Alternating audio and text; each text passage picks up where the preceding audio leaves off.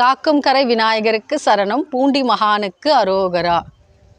கிருஷ்ணரோட பல பக்தர்கள் இந்த உலகம் முழுக்க இருக்காங்க. அதில் மிகச்சிறப்பான இடம் வகித்த புண்டலிகனுடைய வரலாறு. இறைவனை கல்மேல் நிற்க வைத்த பக்தன். எப்படிப்பட்ட பக்தனாக இருக்க முடியும் பார்க்கலாம். மகாராஷ்டிராவில் செல்வ செழிப்பு மிக்க வணிகர் குலத்தில் பிறந்தவன் புண்டலிகன். ஜானுதேவர் சத்தியவதிக்கு பிறந்த ஒரே பிள்ளை, செல்வ பிள்ளை. முதல்ல அவன் தாய் தந்தையரை நல்லபடியாக பராமரிச்சுக்கிட்டு இருந்தான். அவங்களுடைய சொல் பேச்சை கேட்டுக்கிட்டு இருந்தான். வாழ்க்கையில் இளமை வந்தது. அவன் என்ன செய்கிறான், தன்னுடைய அப்பா கிட்ட இருந்து வணிகத்தோட நுணுக்கங்கள்லாம் குறைவர கற்று விடுகிறான். பெரிய ஆளாயிடுறான். அந்த மகாராஷ்டிரா மாநிலத்தில் அவங்க அப்பா சேர்த்தது போக இவனும் தன்னுடைய புத்தி சாதுரியத்தால் பல செல்வங்களை அவன் தன்வசப்படுத்துகிறான். அவனுக்கு கல்யாணம் பண்ண வேண்டிய வயசு வந்தது. தன்னை போலவே ஒரு பெரிய செல்வச்சிமானுடைய புதல்வியை அவன் கல்யாணம் பண்ணிக்கிறான். அது வரைக்கும் நல்லபடியாக தான் போய்கிட்டு இருந்தது ஜானுதேவர் சத்தியவதியோட வாழ்க்கை பயணம். ஆனால் மருமக உள்ளே புகுந்த உடனே அவர்களுடைய அந்த வீட்டில் இருக்கிற செல்வாக்கு குறைய தொடங்கியது.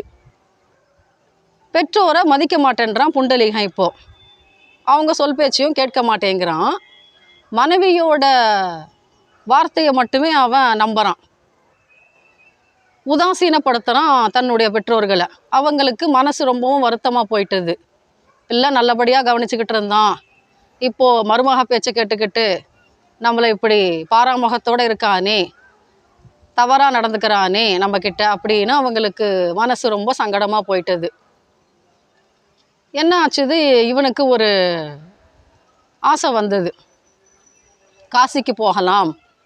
ஏன்னா அந்த காலத்தில் காசிக்கு போகிறதுனாக்கா ட்ரெயின் டிக்கெட் புக் பண்ணிவிட்டு ஒரு எக்ஸ்பிரஸில் போகிற மாதிரியான பயணம் கிடையாது. ரொம்ப தூரம் செல்லணும். மாட்டு வண்டி பயணம் தான் அவங்களுக்கு சரிப்பட்டு வரும். சரி கிளம்பலாமேன்னு அவன் தயாராகிடுறான். எல்லாத்தையும் கட்டி வச்சுடுறான். மூட்டை கட்டி சாப்பாட்டு பொருளையும் என்ன தேவையோ அதெல்லாம் எடுத்துக்கிறான். அப்போது ஜானுதேவர் கேட்குறாரு புண்டலிகனை பார்த்து, அப்பா எங்களுக்கும் வயசாயிட்டது, நாங்களும் காசிக்கு போயிட்டு அங்கே ஆலய தரிசனம் பார்க்கணும்னு ஆசையாக இருக்குது, எங்களையும் கூட்டிக்கிட்டு போயேன் அப்படின்னு கேட்கும் பொழுது அவன், நான் ஏன் உன்னைய கூட்டிகிட்டு போகணும், நாங்கள் சின்ன சிறுசுங்க, நாங்கள் போகிறோம், நீ கூட வர வேண்டாம் அப்படின்னு சொல்லும் பொழுது மருமக சொல்கிறா, சரி தொலையட்டும், அவங்கள நடந்து வர சொல்லு, நாம் மாத்திரம் குதிரை சவாரியில் பயணம் பண்ணலாம் அப்படின்னு சொல்கிறாங்க. ஜானுதேவருக்கு சந்தோஷமாகவும் போயிட்டது. ஏன்னா நடந்து போயாவது நாம் தரிசனம் பார்க்கலாம் இல்லையா, காசியை முக்தி தரக்கூடிய க்ஷேத்திரம் இல்லையா, அங்கே கிளம்பலாமேன்னு கால்நடையாகவே கிளம்பிடுறாங்க ரெண்டு பேருமே, ஜானுதேவரும் சத்தியவதியும். இவன் முன்னாடி போயிடுறான். குதிரை சவாரி இல்லையா, விரைவாக போயிடுறான்.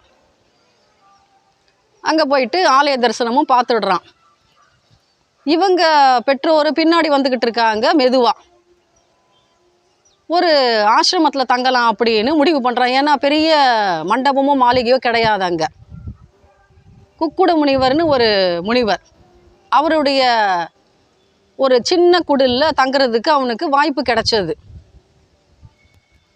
அவன் அந்த முனிவர் அணுகி கேட்குறான் புண்டலிகன், ஐயா ஒரு இரவு நாங்கள் இங்கே தங்க அனுமதிக்கிறீங்களா அப்படின்னு.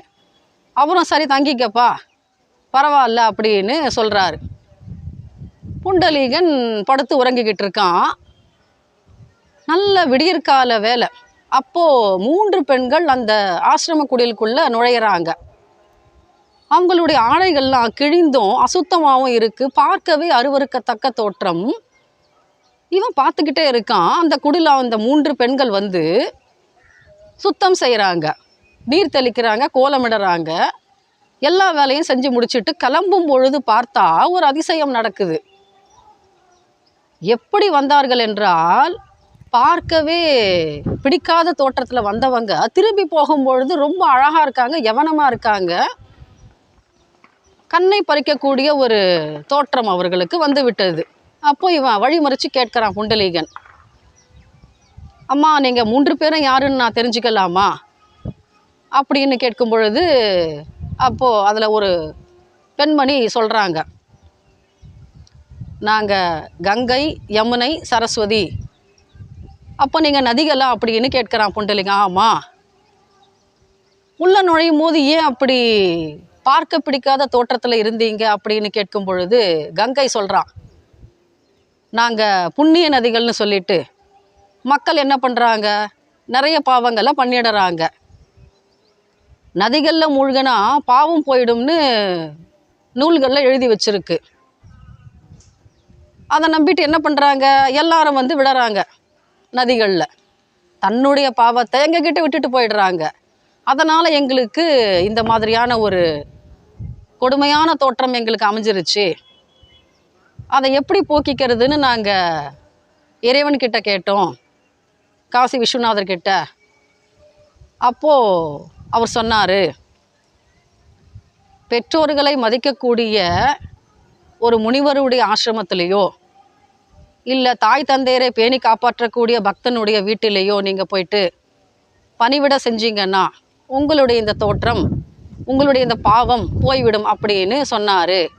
அது உண்மையாகவும் இருக்குது, அதை தான் நாங்கள் செஞ்சுக்கிட்டு இருக்கோம் அப்படின்னு சொல்லிட்டு கிளம்பி போயிட்டாங்க. அப்போது அவன் மனசில் சுருக்குன்னு தச்சது புண்டலீகனுக்கு, நாம் இளமையாக இருக்கோம், நாம் குதிரையில் வந்து சேர்ந்துட்டோம் காசியில். ஆனால் வயதான தன் பெற்றோரை நடக்க வச்சு அல்லவா கொண்டு வரோம். எவ்வளோ பெரிய பாவம் பண்ணியிருக்கோம் நாம். முதல்ல நல்லபடியாக தான் பார்த்துக்கிட்டோம், ஆனால் இப்போ என்ன பண்ணுறோம், தன்னுடைய பெற்றோரை உதாசீனப்படுத்துகிறோம் கல்யாணம் பண்ணதுக்கு அப்புறமா. இது தப்பு இல்லையா, நாம் திருந்தணும் இல்லையா, நமக்கு ஒரு வாய்ப்பு கொடுத்தாரு இல்லையா கடவுள், அதை நாம் செயல்படுத்துவோம்னு சொல்லிட்டு அப்போ தான் வந்து சேர்றாங்க ஜானுதேவரும் சத்தியவதியும் அந்த காசி நகரத்துக்கு. இவன் காலில் விழுந்து அழறான் புண்டலீகன், அப்பா என்னை மன்னிச்சுடுங்க, இதுக்கு முன்னாடி நான் எப்படி இருந்தனோ ஆனால் இப்போ நான் திருந்திட்டேன், என்னை ஏற்றுக்கோங்க, இதுக்கு மேலே நான் தப்பு செய்ய மாட்டேன், உங்களை உதாசீனப்படுத்த மாட்டேன் அப்படின்னு சொல்கிறான். இவர்களுக்கு சந்தோஷமாக போயிட்டது, ஏன்னா பிள்ளை மனம் திருந்திட்டான் அப்படின்னு. அது முதற்கொண்டு அவன் என்ன செய்கிறான், சந்திரபாகா நதிக்கரையில் ஒரு குடில் அமைச்சுக்கிட்டு தன்னுடைய பெற்றோரை கண்ணும் கருத்துமாக காப்பாற்றுறான். ஒரு நொடியும் பிரிய மாட்டேங்கிறான். முன்பை விட நன்றாக கவனித்து கொண்டான் பெற்றோர்களை. இது இப்படி வழக்கமாக நடந்து போய்கிட்டு இருக்கு. அப்போது ஒரு சிறிய கிளை கதையை நாம் உள்ளே நுழைக்கணும், அப்போ தான் கதையோட முடிவு நன்றாக இருக்கும். சுக்கராச்சாரியரோட மகன் வாஷ்டன், அசுர குலத்துக்கு குரு சுக்கராச்சாரியார். அவருடைய யோசனைப்படி தான் அந்த அசுரர்கள் கேட்பார்கள், தவம் செய்வார்கள் இறைவனை நோக்கி, பின்பு வரமும் பெறுவார்கள். அவருடைய கைடன்ஸ் தான் அங்கே செல்லுபடி ஆகும். ஒரே பையன், செல்வாக்குள்ள பையன் வாஷ்டன். அவனுக்கு ஒரு ஆசை வந்தது, பதவி மோகம் யாரை விட்டது பாருங்க. இந்திரனை பார்க்குறான், இந்திரலோகத்தையும் பார்க்குறான். எவ்வளோ பெரிய தவம் பண்ணியிருந்தா இந்திரன் இந்த இந்திரலோகத்தை ஆளுவான், ஏன் நமக்கு என்ன குறைச்சல், நாமளும் தான் முயற்சி செஞ்சு பார்க்கலாமே அப்படின்னு ஒரு எண்ணம். ஆனால் செயல்படுத்தணும்னாக்கா ஒன்று உடல் பலம் வேணும், இல்லைன்னா புத்தி பலமாவது வேணும் இல்லையா, யாரையாவது நண்பராக்கிக்கணும் இல்லையா. இந்திரனை ஜெயிக்கணும்னா சும்மா முடியுமா. அப்போது விருத்தாசுரன்ற ஒரு அசுரனை அவன் உதவி கேட்குறான், நீ எப்படியாவது போய் இந்திரனை கொன்று எனக்கு அந்த பதவியை கொடுக்க முடியுமா அப்படின்னு கேட்குறான். அவன் சொல்கிறான், பாருங்க இதெல்லாம் ஒரு விஷயமா, எனக்கு ஒரு நொடியில் நான் அவனை அழிச்சிடுறேன் பாரு இந்திரனை, அதுக்கப்புறம் நீ தான் இந்திரன், இந்திரலோகத்துக்கு நீ தான் தலைவனாக இருப்ப அப்படின்னு ஆசை காட்டுறான். இவனுக்கு ஒரு சந்தேகம் தான், வாஷ்டனுக்கு முடியுமோ இல்லையோ, முதல்லையே இப்படி ரொம்ப ஜம்பமாக பேசுகிறானே அப்படின்னு. என்ன பண்ணுறான், போருக்கு அழைக்கிறான் இந்திரனை. விருத்தாசுரன், இந்திரன் கையில் எப்போவுமே வஜ்ராயுதம் இருக்கும். அதை வச்சுக்கிட்டு தான் அவன் யார் வந்தாலும் பயப்பட மாட்டான். பெரிய பலம் வாய்ந்த அஸ்திரம் அது. இவன் என்ன பண்ணுறான், சண்டைக்கு கூப்பிட்டு அவனை பிடிச்சி விழுங்கிடுறான் இந்திரனை. ஏன்னா அசுரன் இல்லையா, பெரிய பலம் இருக்கும் அவனுக்குன்னு. அப்போது தேவர்கள்லாம் பயந்து போயிடுறாங்க. என்ன நடந்ததுன்னு தெரியலையே, ஒரு நொடியில் எடுத்து விழுங்கிட்டானே, நம்ம என்ன செய்கிறது, எப்படியாவது காப்பாற்றணுமே நம்ம தலைவரை அப்படின்னு சொல்லிட்டு ஜிரும்பிகா அஸ்திரம்னு ஒரு அஸ்திரம் அதை விடுறாங்க விருத்தாசுரனை நோக்கி. இவன் கொஞ்ச நேரம் மயங்கி கொட்டாவி விடுறான். அந்த கொட்டாவி விடும்போது வாயை நல்லா திறக்கிறான். இந்திரன் என்ன பண்ணுறான், விழுங்கிட்டான். ஆனால் உள்ளதானே இருக்கான் சாகாம இந்திரன். அவ்வளோ சீக்கிரம் செத்துற முடியுமா இந்திரன்? அவனுக்குன்னு ஒரு தவப்பயன் இருக்கும் இல்லையா. அப்போது விருத்தாசுரன் வயிற்றுக்குள்ளே இருந்து வாய் வழியாக ஒரு சின்ன ஈ ரூபத்தில் வெளியே வந்துடுறான், தப்பிச்சிடுறான். ஒன்றும் செய்ய முடியலை. அப்புறம் சண்டை போட்டு பார்க்குறான் விருத்தாசுரன் இந்திரன் கிட்ட. ஆனால் பலனளிக்கலை, தோற்று போயிடுறான். ஒரு கட்டத்தில் தன்னுடைய தவறை உணர்றான் விருத்தாசுரன். வாஷ்டன் கேட்டான், நாம் ஏன் உதவி செய்யணும், நமக்கு அவன் நேரடி பகைவனா இந்திரன்? ஒன்றும் கிடையாது. அவன் கேட்டான், நம்ம வேண்டாம்னு சொல்லி இருக்கலாம். ஆனால் அவனை நம்பி நாம் இந்திரனை பகைச்சிக்கணும் இல்லையா, தேவையில்லையே நமக்கு அப்படின்னு மனசு மாறி போயிட்டு நாம் நண்பர்களாக இருக்கலாம் அப்படின்னு சொல்கிறான் இந்திரன்கிட்ட. இந்திரனுக்கு உள்ளூர ஒரு கோபமும் இருக்குது. எவ்வளோ பெரிய ஆள் நாமளை பிடிச்சி ஒரு சின்ன கொசு மாதிரி முழுங்குறான்னு சொன்னால் இவனை விட்டு வைக்கலாமா? நேரம் பார்த்து இவனை நாம் அழிக்கணும் இல்லையா? ஆனால் மேலுக்கு என்ன பண்ணுறான், சரிப்பா நீ இவ்வளோ கேட்குற, உன்னை நான் நண்பனாக ஏற்றுக்கிட்டான். ஆனால் நாட்கள் செல்ல செல்ல என்ன ஆகுது, அவனுக்கு எப்படியாவது விருத்தாசுரனை அழிச்சிடணும், இவன் இருக்கிற வரைக்கும் நாம் நிம்மதியாக இந்த பதவியில் அமர முடியாதுன்னு நினச்சிடுறான். அம்பிகையும் அவன் மனசார வேண்டிக்கிட்டு இருக்கான், தவம் பண்ணுறான். அப்போது அம்பிகை ஒரு அசரீரி வாக்காக சொல்கிறாங்க, விருத்தாசுரனை அழிக்கிறது அவ்வளவு சுலபம் இல்லை இந்திரனே, நான் ஒரு உபாயம் சொல்கிறேன், அதை கேளு. கடலில் நுரையாக பொங்கும், அந்த நுரையில் விஷத்தன்மையை நான் கொடுக்குறேன், அதை எடுத்து உன் வஜ்ராயுதத்து மேலே தடவிக்கோ, அவனை நீ தீர்த்து கட்ட இது ஒன்று தான் வழி அப்படின்னு அம்பிகை வரம் கொடுக்குறாங்க. ஏன்னா அவனை உலர்ந்த பொருளாலோ ஈரப்பொருளாலோ அவனை கொல்ல முடியாது, இப்படி ஒரு வரம் வாங்கியிருக்கான் அவன். சரி பார்த்தான் இந்திரன், இது சரியான வழியாக இருக்குது, நாம் இதையே செய்யலாம் அப்படின்னு கடலில் வர நுரையை எடுத்து தன்னுடைய வஜ்ராயுதத்து மேலே தடவிக்கிறான். நல்ல விஷத்தன்மை அது, ஒரு நொடி பட்டாலே மரணம் அடைஞ்சிருவாங்க. ஒரு நாள் என்ன பண்ணுறான், அரசவைக்கு வரான் விருத்தாசுரன். இவன் என்ன பண்ணுறான், நண்பராக பழகிக்கிட்டே அவனை வஜ்ராயுதத்தால் தாக்குறான், இறந்து போயிடுறான். அப்போது கடைசி நேரத்தில் அவனுக்கு ரொம்ப ஆதங்கமாக போயிடுது விருத்தாசுரனுக்கு. நேரடி எதிரினாக்கா நம்ம சமாளிக்கலாம், ஆனால் நண்பனாக பழகிக்கிட்டு அடி மனசில் இப்படி ஒரு வஞ்சத்தை வச்சல்ல நீ, எவ்வளோ பெரிய கல் மனசு உனக்கு, இது தகுமா? தேவலோகத்துக்கு அதிபதி இந்த மாதிரி இருக்கலாமா? எவ்வளோ ஒரு வஞ்சனை செஞ்ச நீ, கல் மனசு தானே உனக்கு, நீ கல்லாக போகணும் ஒரு கல்பகாலம் அப்படின்னு சபிச்சுடுறான். நான் இறந்துடுவேன், அது எனக்கு தெரியும், ஆனால் நீ வஞ்சனையால் என்னை வீழ்த்தின இல்லை, அதனால் நீ ஒரு கல்பகாலம் இந்த பூமியில் கல்லாக கிடக்கணும் அப்படின்னு சபிச்சுட்டு தன்னுடைய கடைசி மூச்சை விட்டுடுறான். அந்த கல் எங்கே இருக்குது, ஏன்னா கல்லாக போயிடுவேன்னு சபிச்சுட்டான் இல்லையா விருத்தாசுரன். இந்திரன் கல்லாக தவம் கடந்துக்கிட்டு இருக்கான் இந்த மண் உலகத்தில். அது புண்டலிகனுடைய ஆசிரமத்தில் இருக்குது. அந்த கல் தவம் இருந்துக்கிட்டு இருக்கான். எப்போ கிருஷ்ணர் வருவார், அவருடைய பாதத்தூளி என் மேலே படும், எப்போ நமக்கு விமோச்சனம் கிடைக்கும், சாப விமோச்சனம் அப்படின்னு ஒவ்வொரு நொடியும் எதிர்பார்த்துக்கிட்டு இருக்கானா. சரியான பக்தன் வந்தால் தானே கிருஷ்ணர் வர முடியும், சும்மா வந்துட முடியுமா? யார் கூப்பிட்டாலும் வந்துடுவாரா கிருஷ்ணர்? பரம பக்தன் கூப்பிட்டா தானே வருவார். அதனால் காத்துக்கிட்டு இருக்கானா இந்திரன் அந்த கல் ரூபத்தில். இது ஒரு கிளை கதை. நாம் இந்த நேரடி கதையில் போகிறதுக்கு கிருஷ்ணருக்கு 8 மனைவிகள். அதில் ருக்மிணிக்கும் ராதைக்கும் பெரிய போட்டி இருக்கும், யார் கிருஷ்ணன் மேலே ரொம்ப பக்தி அப்படின்னு சொல்லிட்டுன்னு. அப்போது ராதை மேலே ரொம்ப ஆசையாக இருக்கார் கிருஷ்ணர்னு சொல்லிட்டு ருக்மிணிக்கு ஒரு செல்ல கோபம். சமாதானப்படுத்தணும் இல்லையா கிருஷ்ணர், அந்த வேலையை தானே செய்வார் அவர். யாருக்காவது ஒருத்தருக்கு கோபம்னா மனைவிகளில் எப்படியாவது சமாதானப்படுத்திடுவார், அது அவருக்கு கைவந்த கலை. சரி, இப்போது ருக்மிணியை சமாதானப்படுத்தணும், என்ன பண்ணலாம்? அவங்கள கூப்பிட்டுக்கிட்டு புண்டலிகனோட ஆசிரம குடிலுக்கு போனால் என்ன, அவளுடைய மனசு சமாதானப்படும் இல்லையா? சரி, கூப்பிட்டுக்குவோம் அப்படின்னு சொல்லிட்டு ருக்மிணியை போய் கேட்குறாரு. ருக்மிணி, நான் என்னுடைய பரமபக்தனுடைய குடிலுக்கு போக போகிறேன், நீ அலங்கரிச்சுக்கிட்டு வா, நம்ம 2 பேரும் சேர்ந்து ஜோடியாக போகலாம் அப்படின்னு கேட்குறாரு. ரொம்ப சந்தோஷம், ஏன்னா 8 மனைவியில் தன்னை மட்டும் கூப்பிடுறாரு. ரொம்ப மகிழ்ச்சியாக சரி வரேன் அப்படின்னு சொல்லிட்டு அந்த அம்மா கிளம்புறாங்க, நல்லா அலங்கரிச்சுக்கிட்டு. இவரும் வராரு.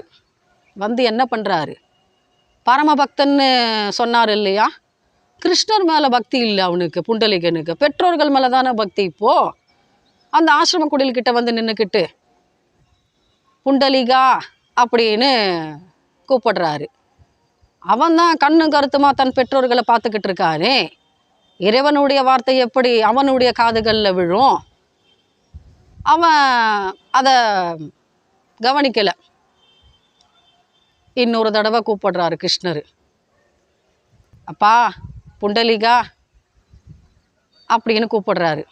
இவனா அப்போ தான் தன் பெற்றோருக்கு பாத பூஜை பண்ணிக்கிட்டு இருக்கான். வெளியே எட்டி பார்க்குறான். யாருப்பா, என்ன வேணும்? பா, நான் கிருஷ்ணன் வந்திருக்கேன். அப்படியா, கிருஷ்ணன் தானே, சரி இரு, நான் என்னோட தாய் தந்தையை பார்த்துக்கிட்டு இருக்கேன், வேலை செஞ்சுக்கிட்டு இருக்கேன், அவங்களுக்காக கொஞ்ச நேரம் நில்லு, நான் வந்து அப்புறமா உன்னை கவனிச்சிக்கிறேன் அப்படின்னு சொல்லிட்டு அந்த இந்திரன் தவன் கிடக்கிறான் இல்லையா, கல்லா, அந்த கல்லை தூக்கி வெளியில் போடுறான். இது மேலே நின்றுக்கிட்டுரு, இதோ நான் வந்துடுறேன் அப்படின்னு சொல்கிறான். கிருஷ்ணர் பார்க்குறாரு, வேறு வழி இல்லையே, நின்றுத்தானே ஆகணும், அவன் தான் நின்றுக்கிட்டுருன்னு சொல்லிட்டானே. வந்து நிற்கிறாரு, 2 கையையும் இடுப்பு மேலே வச்சுக்கிட்டு புண்டலிகம் பார்க்க மாட்டானான்னு கிருஷ்ணர் நிற்கிறாராம். இந்த ஜகத்துக்கே குரு கிருஷ்ணர். ஆனால் அவர் என்ன பண்ணுறாரு, புண்டலிகனுடைய குடிலில் வாசலில் நின்றுக்கிட்டு இருக்காரு. எல்லா வேலையும் முடிஞ்சதா புண்டலிகனுக்கு? வெளியே வரான். சொல்லுப்பா கிருஷ்ணா, என்னப்பா விஷயம் உனக்கு அப்படின்னு. இல்லைப்பா, உன்னை பார்க்கலாம்னு வந்தேன் அப்படின்னு சொல்கிறான் கிருஷ்ணன். ஒரு பக்கம் சந்தோஷமாக தான் இருக்குது புண்டலிகனுக்கு, ஏன்னா கிருஷ்ணர் நம்முடைய இல்லம் தேடி வந்திருக்காரு இல்லையா, வீட்டை தேடி. அவருக்கு சரியானபடி நாம் வரவேற்பு கொடுக்கணும் இல்லையா, வணங்கணும் இல்லையா, அதுதானே முறை. அப்போது சொல்கிறான், கிருஷ்ணா, என்னுடைய இந்த சின்ன குடிலை தேடி நீ வந்ததுக்கு ரொம்ப சந்தோஷம், என்னுடைய வணக்கங்கள் அப்படின்னு சொல்லும் பொழுது கிருஷ்ணர் சொல்கிறாரு, உனக்கு என்ன வரம் வேணுமோ கேளுப்பா, நான் தரேன் அப்படின்னு சொல்லும் பொழுது, ஐயா, என்னோடய ஆசிரம குடிலில் நீ வந்து நின்ன இல்லையா, இப்படியே நீ நின்றுக்கிட்டு இருக்கணும், இந்த பிரபஞ்சம் இருக்கிற வரைக்கும் இது பெரிய க்ஷேத்திரமாக உருவெடுக்கணும், பல பேர் வந்து உன்னை வணங்கணும், அவங்களுக்கு வேண்டிய அத்தனை வரங்களையும் நீ கொடுக்கணும் அப்படின்னு ஒரு வேண்டுதல் வைக்கிறான். கிருஷ்ணர் அப்படியே ஒத்துக்கிறாரு. இந்த பரமபக்தனுடைய கதை தான் புண்டலிகனுடைய அற்புதமான வரலாறு. அந்த கல் என்ன தவம் செஞ்சது பாருங்க. எப்போ கிருஷ்ணரோட பாதத்தூளி பட்டதோ அப்பயே இந்திரனுக்கு சாப விமோச்சனம் கிடச்சிருச்சு. ராமாவதாரத்தில் ராமருடைய திருவடி அந்த கால் தூசி பட்டவுடன் அகலிகைக்கு சாப விமோச்சனம் கிடச்சது இல்லையா, இங்கே இந்திரனுக்கு சாப விமோச்சனம் கிடச்சிது.